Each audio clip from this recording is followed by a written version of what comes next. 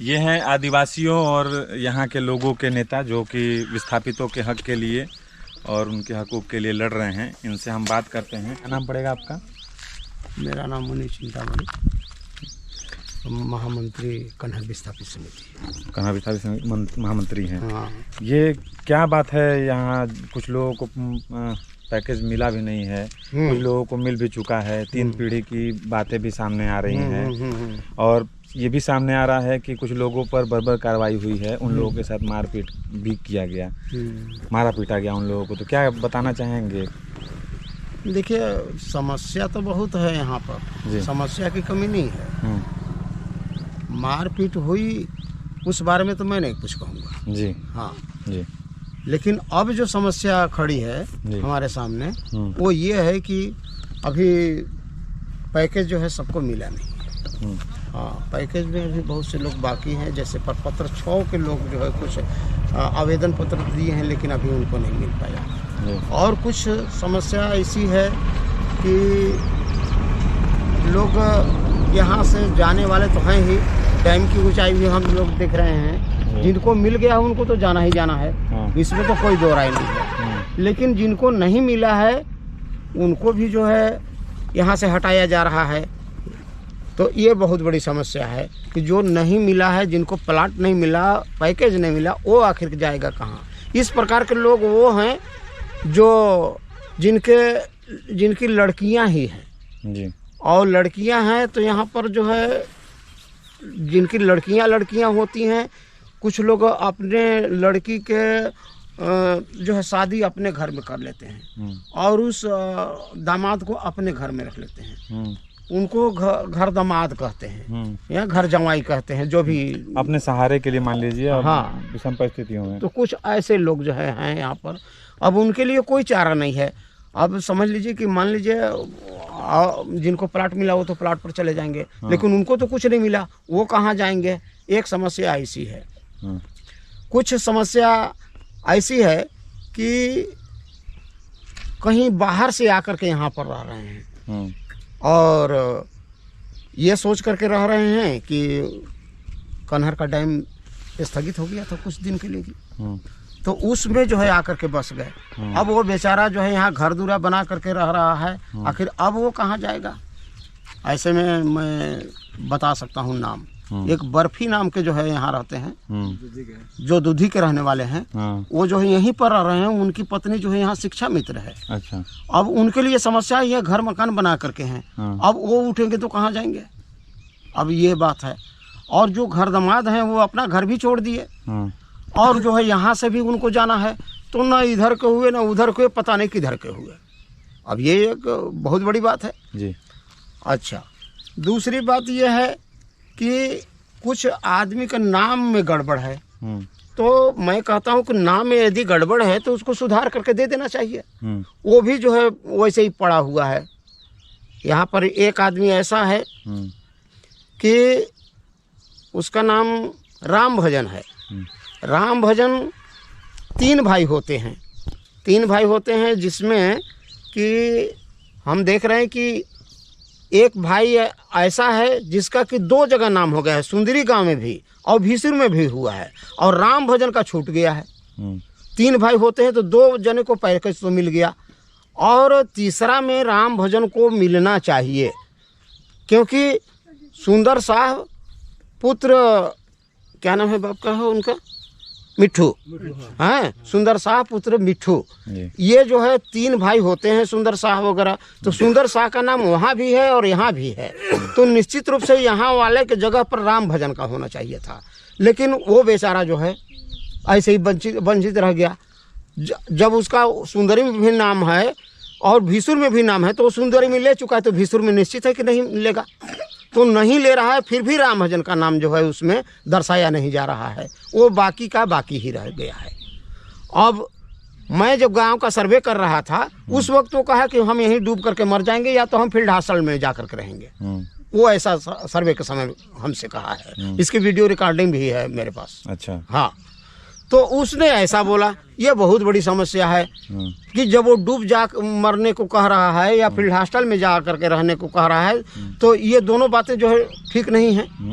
तो मैंने बल्कि उनसे हाथ जोड़ करके निवेदन किया कि कृपया आप ऐसा नहीं करेंगे। हाँ, आप जो है अपनी लड़ाई को लड़िए, ये तो मैं नहीं कहूँगा कि अपने हक को छोड़ दीजिए, लेकिन पूरे परिवार सहित डूब मरने वाली बात जो है बिल्कुल दिमाग से निकाल दीजिएगा। मैं हाथ जोड़ करके कह रहा हूँ, ऐसा मैंने उस दिन बोला था। यही बातें हैं, तो हम लोग जाने के लिए तैयार हैं। हम लोग कन्हर का भी विरोध नहीं कर रहे हैं, बहुत अच्छा है, कन्हर डैम बन रहा है, बड़ी अच्छी बात है, बनना चाहिए, बल्कि इसको और जल्दी बन जाना चाहिए था। ये तो बहुत विलम्ब हो गया, और विलम्ब हुआ तो एक मरतबे नारायण देव तिवारी जो है आए थे यहाँ उद्घाटन करने के लिए सन 1976 में। जी, सन 1976 में जब वो आए थे तो उन्होंने कहा था कि हम यहाँ के विस्थापितों को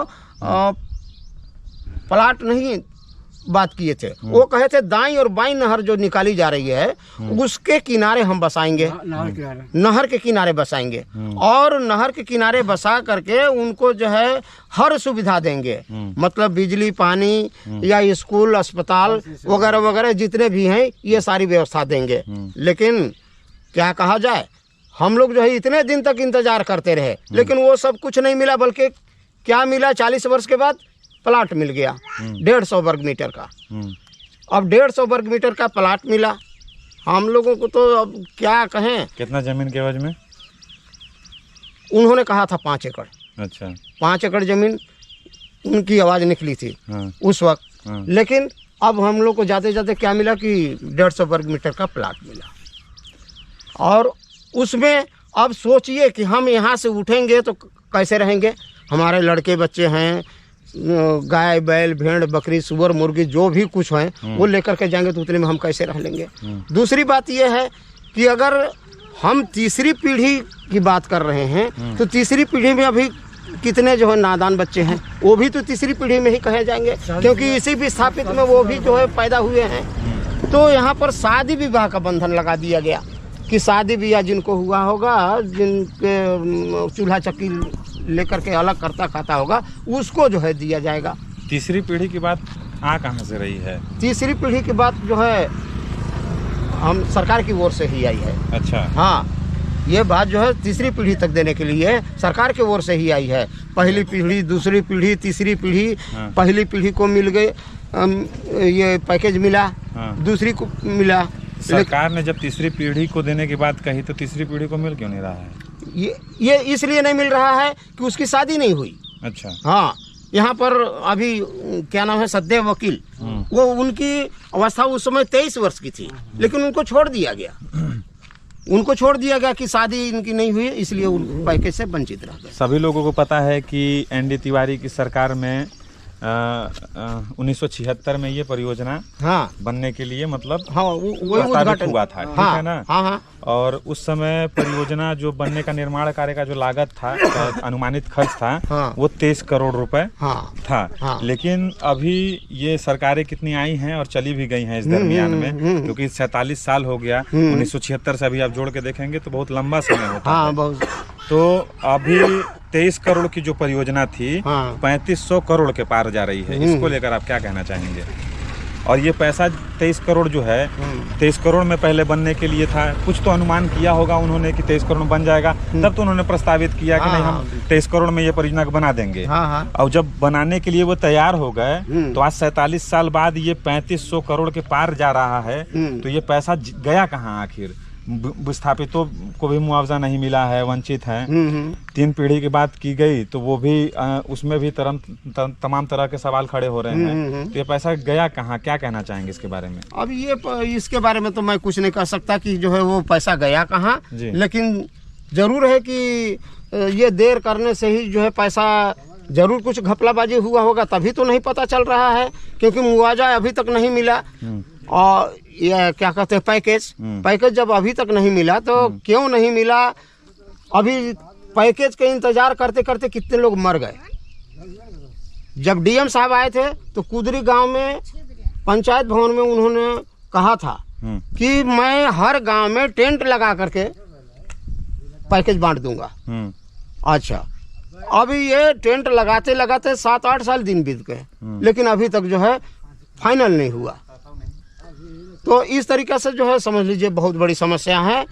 और हम क्या कहें इस बारे में, हमको पता नहीं चलता है कि क्या हो रहा है क्या नहीं हो रहा है इसके। हाँ, क्या होगा अब तो खैर हम लोग जाने वाले हैं, अब किससे कहा जाए किससे न कहा जाए।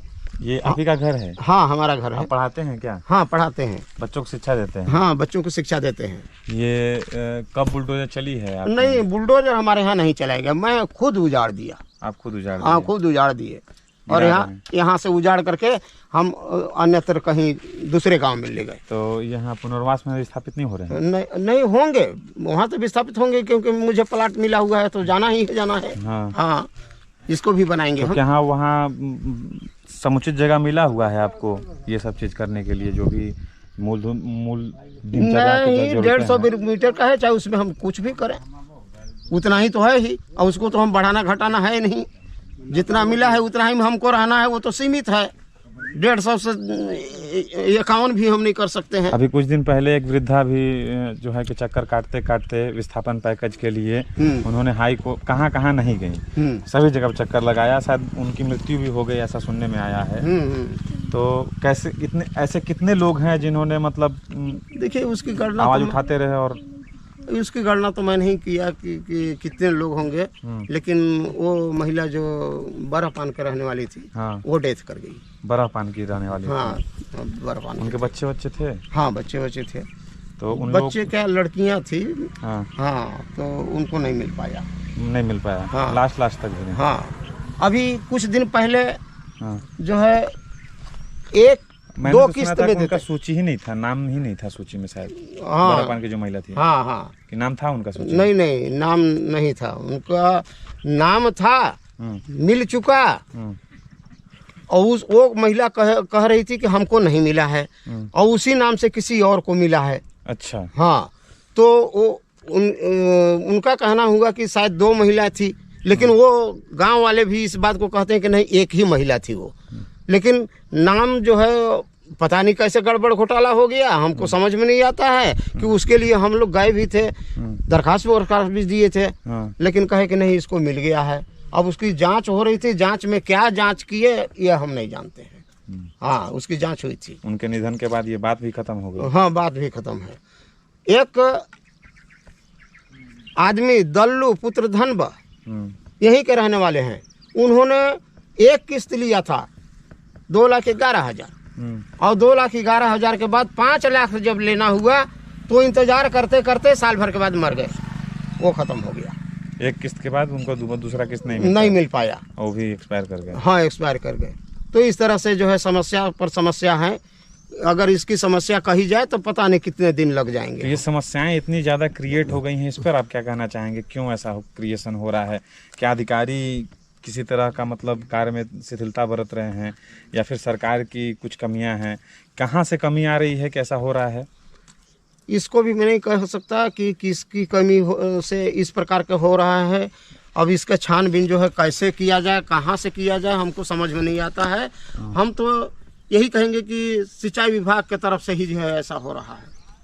अब अभी कुछ दिन पहले बुलडोजर गिराया गया था, तो क्या आला अधिकारी यहाँ पे आए थे या फिर बिना आला अधिकारी? नहीं, आए थे।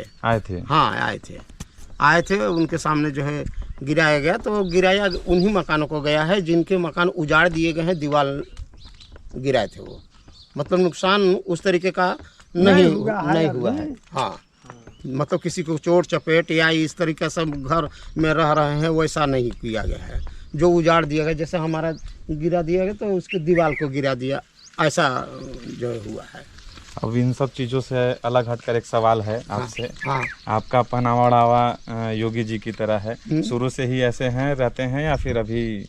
नहीं, ये तो मुझे 27-28 साल दिन हुआ। अच्छा। हाँ, मैं मुनि समाज का व्यक्ति हूँ। अच्छा। हाँ, हमारा जो है मठ अखिल भूमंडलीय सर्व शिरोमणि मुनि समाज गोरखपुर। अच्छा। वहाँ से मैं जुड़े हुए हैं? हाँ। अच्छा। हाँ, इसीलिए वहीं से मतलब प्रेरणा मिली? हाँ, हम जो है योग प्राणायाम ये सब करते हैं। तो आप भी एक तरह से योगी ही हैं। हाँ, और हमारे मुख्यमंत्री भी योगी हैं। तो मुख्यमंत्री योगी जी से आपकी क्या अपील है गांव वालों के लिए, विस्थापितों के लिए? उनसे ये अपील यही है कि जो समस्या अभी आपको मैंने बताया, इन समस्याओं का समाधान कर देवें। या ऐसा ना करें कि जो है उम्र के हिसाब से कि शादी हुआ हो उसको मिले, या फिर जो लड़का है उसी को मिले, लड़कियों को भी मिलना चाहिए। और जो 3 पीढ़ी में आ जा रहे हैं, चाहे वो जितने भी उम्र के हों, 3 पीढ़ी कहे हैं तो 3 पीढ़ी देवें, क्योंकि उसी विस्थापित जमीन भूमि पर जो है उनकी पैदाइश हुई है, और 3 पीढ़ी कहें तो उसका देवें। ये हमारा कहना है, यही अपील मैं करूँगा। और इसके लिए मैं जाऊँगा भी लखनऊ। जी हाँ जाएंगे। हाँ जाएंगे। कब तक जाएंगे? अब देखिए, अभी तो हम निश्चित नहीं बता सकते कि कब तक जाएंगे, लेकिन जाएंगे जरूर। जाएंगे तो हमें सूचना करेंगे। हाँ जरूर करेंगे। हम अपना नंबर आपको दे देते हैं, आप हमें सूचित करिएगा। जरूर।